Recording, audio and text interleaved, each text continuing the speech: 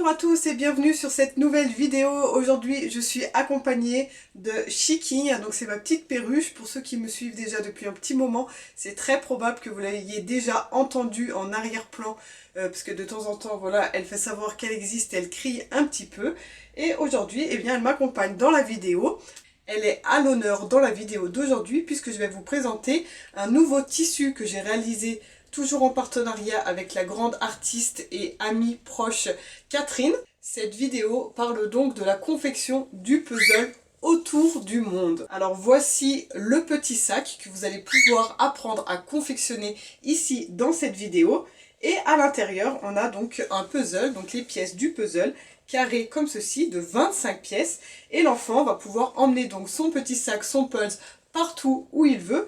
Et il suffit d'enlever les pièces et de les poser ici sur le modèle. Donc c'est super pratique et surtout vous allez être très fiers de réaliser un tel cadeau de vos propres mains 100% artisanal. Alors il n'y a pas vraiment de difficulté particulière ici dans ce tutoriel, vous allez voir que c'est relativement simple. Pour ceux qui ont déjà vu les coussins à comptine, je vous mets le lien ici juste en haut. Vous pouvez aller jeter un coup d'œil, c'est pour les plus petits, plutôt pour les bébés et les jeunes enfants. Ici, le puzzle du coup c'est pour les enfants plus grands, à partir de 3 ans. Donc on n'a que des coutures droites, des angles droits, on va apprendre à dégarnir. La seule petite difficulté et le challenge que vous pouvez vous poser, c'est que les petits carrés ici font donc 5 cm sur 5, donc c'est assez minutieux. Vous allez pouvoir travailler votre régularité, votre patience, et vous allez voir que quand vous allez obtenir ce résultat, vous allez être super fiers de vous, et je suis sûre que l'enfant qui recevra ce cadeau sera très content. Et en plus, vous pourrez vous amuser avec lui. Alors, qu'est-ce que vous allez recevoir lorsque vous commandez les tissus? Vous allez recevoir donc le tissu principal qui sert de base au sac et de modèle, ainsi que ce coupon où vous avez toutes les pièces du puzzle. Et vous verrez dans le tuto, c'est très facile, vous avez juste à couper sur les pointillés pour réaliser vos pièces. Donc dans le tutoriel, je vous montre comment faire le pochon ici avec la bande de personnalisation. Vous pouvez très bien le faire tout simple, sans personnalisation comme j'ai fait ici. Et à vous de choisir donc un tissu qui viendra à l'arrière et le tissu qui viendra faire la finition avec la bande supérieure ici. Et là vous voyez donc Chiking est à l'honneur, alors on la voit ici, toute habillée de rose. Regarde Chiking, ça te plaît? Tu vois, c'est toi. Regarde comme t'es jolie. Alors je vous laisse voir la petite démonstration de mon fils qui réalise le puzzle. Alors évidemment j'ai coupé le son, j'ai accéléré la vidéo pour que ce soit plus rapide. En plus c'est un grand bavard, alors réservez-vous plutôt pour le visionnage du tutoriel après.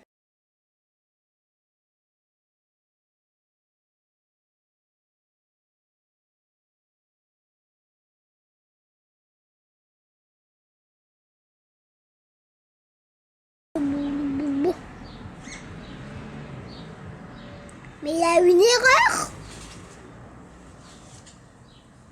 Ah non.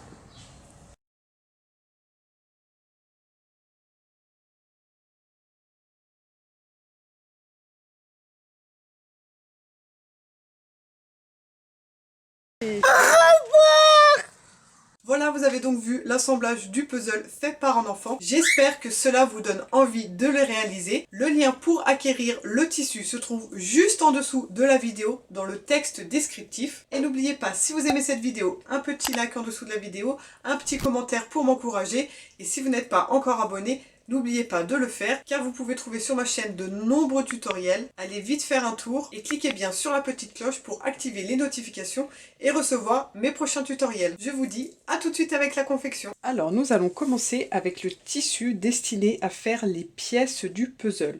Vous allez pouvoir découper votre tissu qui va se trouver au dos. Alors par exemple pour ces petites pièces ici, c'est mon tissu rose avec les enfants du monde. Ici j'ai choisi cet imprimé. Vous allez pouvoir le couper dans une taille un tout petit peu supérieure à votre coupon de tissu. Si vous le voulez, vous pouvez prendre aussi une petite couche de ouate. Alors la ouate est totalement optionnelle, c'est juste pour avoir un toucher un peu plus moelleux, un peu plus coussin, tout en restant plat. Alors je parle bien de ouate comme ça au mètre que l'on découpe et pas la ouate qui sert à rembourrer les petits coussins, sinon ça va devenir vraiment bombé ici et ça risque de déformer un peu les pièces du puzzle. Si vous ne souhaitez pas utiliser de ouate, cela ne change rien, ça vous fera juste des petits carrés, des petites pièces de puzzle plus plate. Dans tous les cas, vous allez disposer votre tissu avec l'endroit face à vous, sur votre tissu principal également face à vous. Et si vous souhaitez utiliser la ouate, vous la mettez tout en dessous. Donc la couche de ouate, le tissu du verso et le tissu recto. Et là, vous les alignez bien les trois. On vient donc mettre des épingles un peu partout pour que lorsque l'on coupe, les morceaux ne bougent pas, parce que au fur et à mesure, on est d'accord, nos petits carrés ici vont se détacher du reste. Donc pour éviter que ça bouge, on met voilà, quelques épingles. L'idéal, c'est même d'en mettre, pourquoi pas, un par carré, pour être sûr que les trois couches ne se séparent pas au moment de la coupe. Alors au niveau de la coupe, si vous disposez d'une règle à patchwork comme ça et d'un cutter rotatif, c'est l'option la plus rapide pour tout découper. Donc on se met bien ici avec la règle au bord de notre tissu de puzzle et on n'a plus qu'à venir couper donc les trois matières en même temps. Donc dans un premier temps, je vais faire les 4 côtés extérieurs et ensuite je m'occuperai de l'intérieur.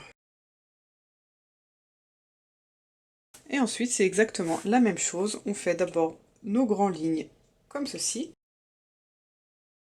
Et ensuite, on peut venir couper chacun de nos petits carrés. Et voilà, on a déjà 5 pièces ici de près. Si vous n'avez pas le cutter rotatif, bien évidemment, cela n'empêche en rien la coupe. Il suffit de le faire au ciseau exactement de la même façon. Et là, comme on a bien épinglé tous nos petits carrés, ils ne peuvent pas bouger lorsque l'on coupe. Je vous retrouve une fois qu'on a les 25. Une fois que cette étape est faite, on a juste à venir désépingler nos petits carrés, retourner la pièce principale, comme ceci, pour avoir endroit sur endroit. Et on peut réépingler au milieu, ici. Je désépingle, je retourne endroit sur endroit, alors sans avoir besoin de tourner la pièce, il suffit de la retourner telle qu'elle, et on va faire ça pour chacun de nos sujets. Alors je n'ai tout simplement pas mis mes tissus endroit sur endroit dès le début, parce que le tissu imprimé ici avec le puzzle est relativement épais, et je trouve qu'on ne voit pas très bien en transparence pour pouvoir couper directement sur l'envers, vous voyez. Lorsque l'on travaille sur du tissu fin, comme par exemple de la popeline, souvent on peut voir l'imprimer au travers sur l'envers, ce qui n'est pas le cas ici.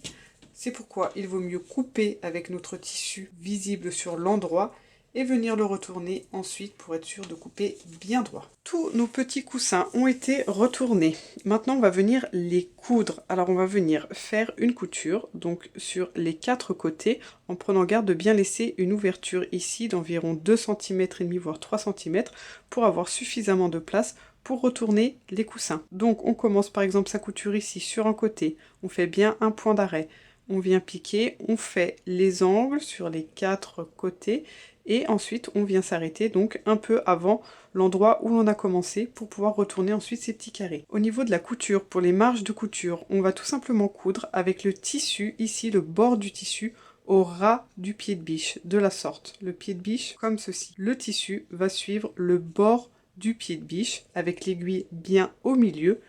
Donc là je vous montre du coup sur l'endroit du tissu pour que vous voyez où ça va coudre. Vous voyez, si on se met bien ici le tissu au bord, l'aiguille qui pique ici pile au milieu, l'aiguille va donc venir piquer ici pile entre le dessin et la ligne blanche, afin que la partie blanche bien évidemment se retrouve à l'intérieur et qu'on ait bien le dessin ensuite en entier avec des jolis raccords. Ça on est sûr de ne pas avoir la partie blanche qui apparaît ensuite sur la pièce de notre puzzle. Donc c'est parti, on passe à la machine. Bien évidemment je vais retourner ceci aussi, c'était juste pour vous montrer l'exemple, étant donné que, comme je l'ai dit, le tissu n'est pas assez transparent pour pouvoir voir par transparence où on pique. C'est pour cela que j'ai fait en sorte que ça soit la largeur du pied de biche. Nous voici en face de la machine à coudre. Donc comme je vous l'ai dit, nous allons positionner le bord du pied de biche vraiment le long du tissu. Donc un peu avant en angle ici. Nous allons faire un petit point d'arrêt. Et on continue tout droit jusqu'à l'angle. Une fois arrivé, on garde bien notre aiguille plantée dans le tissu. On lève le pied de biche pour pouvoir tourner son ouvrage en angle droit, donc à 90 degrés. On le redescend et on continue jusqu'au prochain angle. Voilà, lorsque je suis arrivée, je lève mon pied de biche et je tourne. Et là, je vérifie si mon pied de biche est bien au bord du tissu, ce qui est le cas ici. Je vais vous montrer au prochain angle ici ce que l'on peut faire lorsqu'on est allé trop loin ou pas assez. Par exemple, ici, donc toujours avec l'aiguille plantée, je tourne. Et là, je me rends compte que j'ai bien au moins 2 mm de trop de ce côté ici. Le bord de mon tissu ne suit pas le bord de mon pied de biche. Je relève mon pied de biche sans bouger à l'aiguille. Je me remets comme j'étais avant. Et là, je vais venir avancer de 1 ou 2 points selon ce que l'on a besoin. Deuxième essai. Et là, je me rends compte que mon pied de biche est bien au bord du tissu. Et je peux y aller.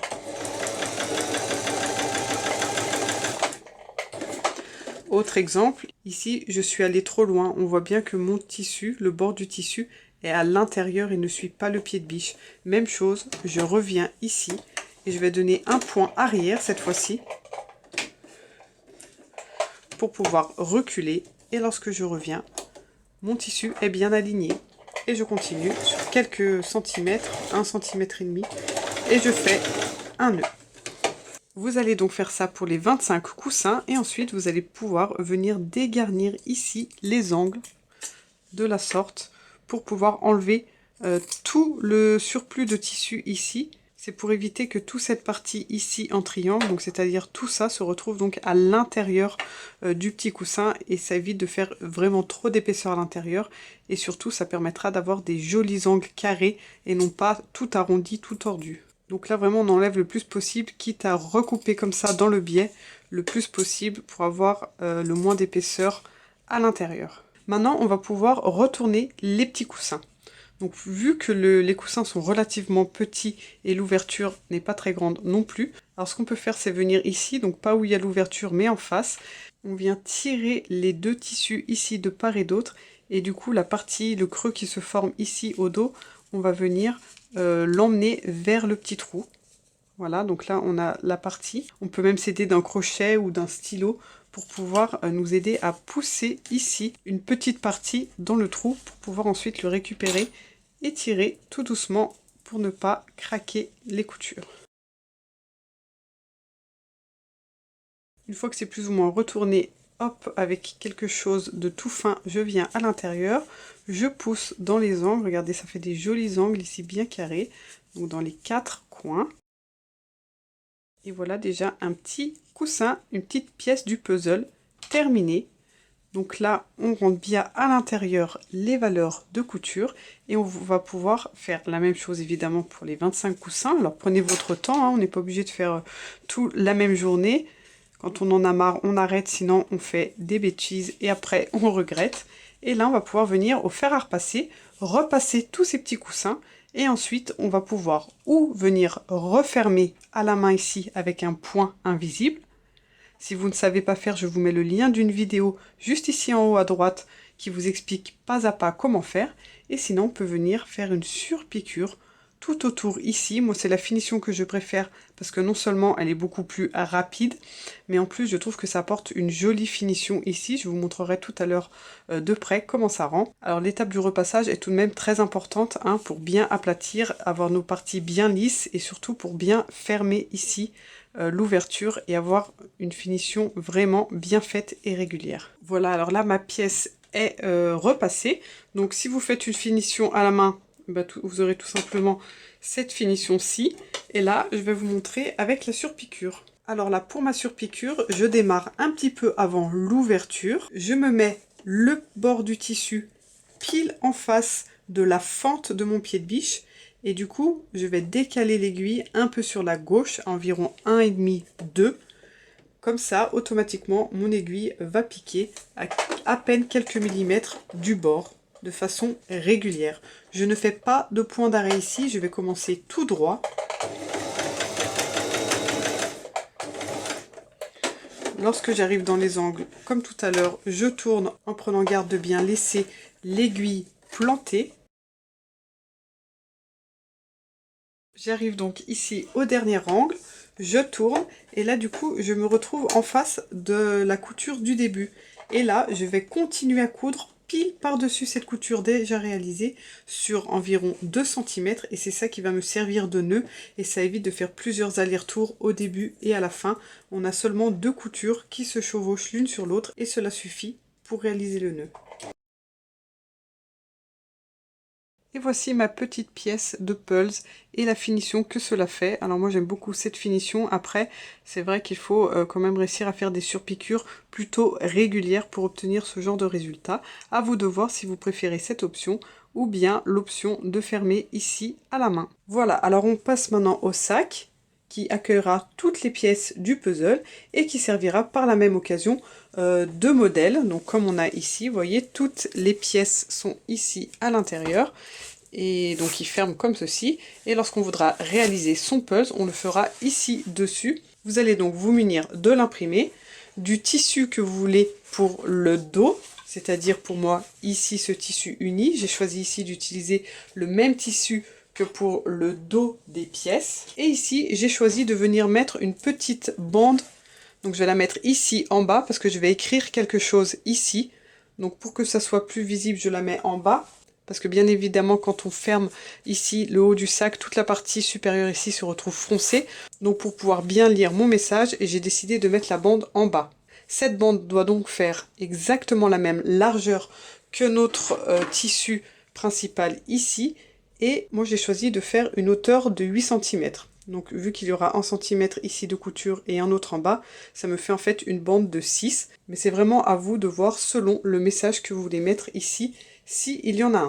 Je vais donc venir coudre cette bande ici, endroit sur endroit, comme ceci. Je vais faire une couture ici à 5 mm pour perdre le moins possible de mon dessin ici. Je vais ensuite faire un point zigzag ou un surjet ici pour avoir une jolie finition à l'intérieur du sac. Voici ma bande cousue ici en bas et voici l'intérieur. Et je viens donc me mettre endroit sur le tissu du verso et je vais venir couper, alors au cutter rotatif ou au ciseau, ici exactement la même taille. Bien évidemment, si vous choisissez de ne pas mettre la bande de personnalisation, vous aurez juste à mettre l'imprimé principal ici du Pulse, endroit sur votre tissu et couper le carré. J'ai donc ici mes 2 pièces et pour cette partie ici en haut qui vient faire une finition sympa lorsque l'on ferme le sac, on a besoin de 2 bandes. Alors encore une fois, exactement de la même largeur ici que notre sac et de 16 cm de hauteur. Donc on a besoin de cette bande 2 fois. Une bande viendra se coudre endroit sur le tissu du verso et l'autre bande viendra se coudre endroit sur le tissu du recto. Même chose que pour la bande ici en bas, nous allons coudre ici à environ 5 mm, toujours pour perdre le moins possible de notre image principale ici, à 5 mm ici. Puis nous allons faire une finition au zigzag au surjet et je vous retrouve tout de suite. Voici donc les 2 pièces que j'obtiens. Alors là je vais venir au fer à repasser, bien repasser ainsi mon sac ouvert sur les 2 parties pour avoir une jolie délimitation ici. Et je laisse les valeurs de couture coucher vers le haut, hein, vers la bande ici. Voilà, je repasse comme ça et non pas comme ceci, avec la valeur de couture vers le haut. Maintenant, je vais venir faire un surjet, donc sur le côté droit, au fond ici du sac, sur le côté gauche, pour mes 2 parties. Pas besoin de surjeter ici, parce que nous allons faire un rentrée ensuite, et donc toute cette partie va se retrouver à l'intérieur. Maintenant que l'on a nos finitions sur tous les côtés et le fond, on vient positionner ces 2 tissus endroit sur endroit et on fait en sorte de bien faire correspondre ici les coutures pour que ce soit joli ensuite, qu'on ait un joli raccord sur les côtés. On va épingler donc sur la droite, sur la gauche et au fond du sac et ensuite on va pouvoir venir coudre. Ici, pour le haut du sac, avant de coudre, on peut déjà venir pré-plier sur 1 cm nos 2 bandes du haut ici. Donc je plie ici et je casse au fer 1 cm de ce côté et 1 cm ici de l'autre côté. Voilà, comme ça, ça facilite une étape. C'est plus facile de retourner au fer maintenant qu'une fois que les côtés sont cousus. Par contre, pour coudre, dépliez bien votre pli ici, parce qu'il faut bien coudre jusqu'au bout et non pas les valeurs déjà pliées. Donc je déplie et je vais coudre jusqu'aux extrémités, jusqu'en haut du sac. De part et d'autre du sac ici, juste au-dessus de la valeur de couture qu'on est venu coucher vers le haut, on va faire un petit cran. Donc juste au-dessus ici et de l'autre côté un petit cran. Et 1 cm au-dessus de ces crans, on fait un autre cran. Vous voyez, je les avais déjà fait ici. Et on va laisser ici l'ouverture pour ensuite pouvoir passer notre petit ruban. On va donc coudre tout en haut ici. Donc on fait bien un nœud ici en haut. On vient coudre jusqu'au premier cran, on s'arrête, on fait un nœud, on sort notre ouvrage, on recommence ici juste au-dessus de la valeur de couture, on fait un nœud, on couche jusqu'en bas, on tourne, on fait le fond, et on remonte ici, pareil, on s'arrête au cran, avec un nœud, on recommence là, et on va jusqu'au bout. Ici, on va venir ouvrir les coutures, c'est important de bien les ouvrir sur la partie du haut, sur la bande du haut, on va venir ouvrir ces coutures comme ceci. Alors après sur le bas on peut aussi les ouvrir mais c'est quand même moins important, voilà. On écrase bien au fer pour pouvoir avoir sa petite ouverture ici bien dessinée. On fait ça parce qu'ensuite on va venir faire une surpiqûre ici sur la droite et sur la gauche jusqu'à la délimitation entre les deux tissus ici, pour pouvoir permettre aux valeurs de couture de rester bien plaquées sur la droite et la gauche. Parce qu'ensuite on va venir passer notre cordon, notre ruban avec une épingle à nourrice, et souvent lorsque les valeurs de couture ne sont pas cousues et plaquées de part et d'autre, qu'on vient avec l'épingle à nourrice et notre cordon à l'intérieur, souvent ça arrive qu'on vient buter ici sur la valeur de couture, ou pire encore lorsqu'elles sont couchées comme ça, souvent on vient buter ici dans les valeurs de couture et on ne trouve jamais la sortie. Donc c'est pour ça qu'on vient ouvrir nos coutures, donc des deux côtés. On peut retourner le sac. On pousse bien dans les angles ici pour faire ressortir les pointes. Maintenant, on va donc faire les fameuses surpiqûres dont je viens de vous parler. Donc on peut les faire ici sur l'endroit, comme ça on prend comme repère le milieu ici, et vu que c'est l'endroit où ça va être visible, ça peut être bien de les faire de ce côté. Sinon, vous pouvez les faire sur l'envers, étant donné que c'est là que vous avez vos valeurs de couture. Ça peut vous aider à estimer à quelle distance voilà, du milieu vous devez faire vos surpiqûres pour ne pas piquer trop sur la droite, parce que si on pique ici, bien évidemment, ça ne sert à rien, puisque la valeur de couture sera toujours libre et on aura le même problème avec l'épingle à sûreté. Voilà, alors là par exemple, je me positionne sur l'envers. Et je vais venir faire ma surpiqûre ici au milieu de mon surjet. Lorsque j'arrive ici à la délimitation entre mes deux tissus, je m'arrête. Et je fais un joli nœud. Et je vais faire la même chose de l'autre côté. Donc je commence cette fois-ci là où il y a la délimitation entre les deux tissus. Et je vais jusqu'au bout. Voici ce que ça donne, et là on a bien donc notre ouverture et vraiment les deux coutures plaquées de chaque côté ici. Autre option, on peut donc se retourner notre ouvrage, et là il faut veiller à ce que les valeurs de couture soient bien ouvertes, et on va coudre sur l'endroit. Donc même principe, un nœud au départ, et on fait en sorte de bien coudre droit pour ne pas dévier ici et être sûr que la valeur de couture est bien prise dans la couture. Voilà, on a donc nos deux côtés bien fixés, et là, la petite pliure que l'on a fait au fer à repasser précédemment, on a juste à venir la reprendre. On peut repasser un petit coup de fer ou juste marquer avec les ongles donc l'endroit où on avait fait cette cassure au fer.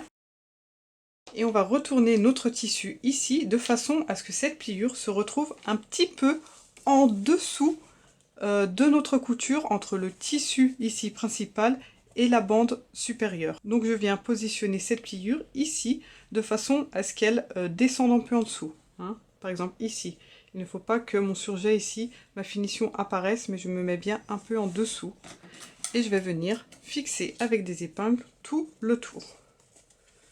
Donc je commence toujours avec les deux côtés, comme ça on est sûr qu'ils sont bien centrés. Je viens positionner environ 2 épingles comme ça entre chaque couture côté.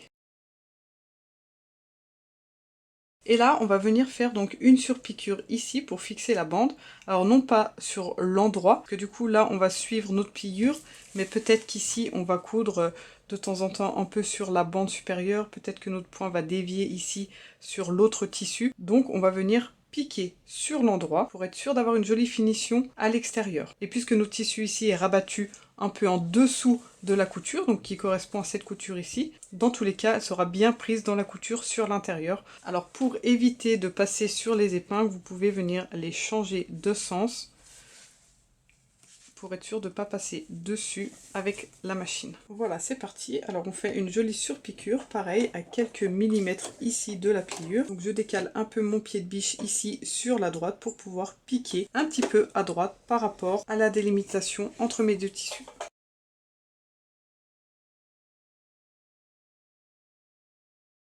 Là, je repasse par-dessus ma première couture, ça me sert de nœud. Et là, sur l'extérieur, on a donc bien une surpiqûre jolie, régulière. Et à l'intérieur, on a bien notre valeur de couture qui est prise ici, dans la couture. Maintenant, on s'occupe de notre ouverture ici. On a besoin, bien évidemment, de faire une coulisse. Donc, on va devoir faire une surpiqûre ici, au-dessus de notre ouverture, pour qu'on puisse bien enfiler le cordon dans une coulisse. Alors là, à vous de voir où est votre ouverture. Vous venez vous positionner un peu au-dessus. Et pour vous aider à coudre droit, vous allez donc voir ici où se trouve le bord de votre tissu. Et vous pouvez venir mettre une bande adhésive. Donc là, moi c'est blanc, mais bon, si vous avez des bandes adhésives d'une autre couleur, c'est pas plus mal. Et je vais venir la scotcher ici où il y a mon tissu. Du coup, mon tissu va venir buter contre cette bande adhésive ici pour garder mon repère bien droit.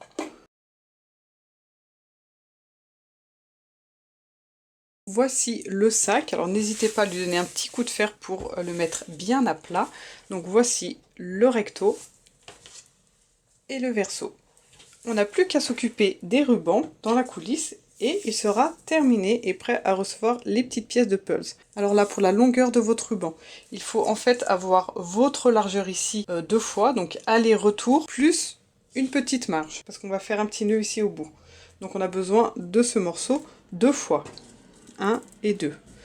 On vient prendre son ruban et on le fixe sur une épingle à nourrice. Et là, on va venir rentrer d'un côté. On vient faire tout le tour. C'est-à-dire que je ne vais pas sortir ici en face. Je ne sors pas, mais je continue tout droit. Alors d'où l'intérêt d'avoir bien cousu la valeur de couture à l'intérieur. C'est que du coup, il n'y a rien qui nous empêche d'avancer.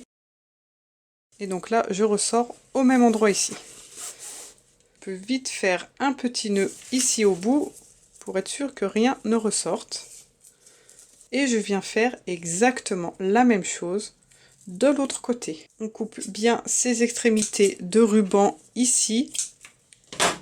Pour éviter que ça s'effiloche ici, je vous conseille de venir brûler juste le bout ici avec un briquet. Juste comme ceci. Et voilà, je vais mettre l'inscription et une dernière petite photo pour montrer le résultat. À bientôt!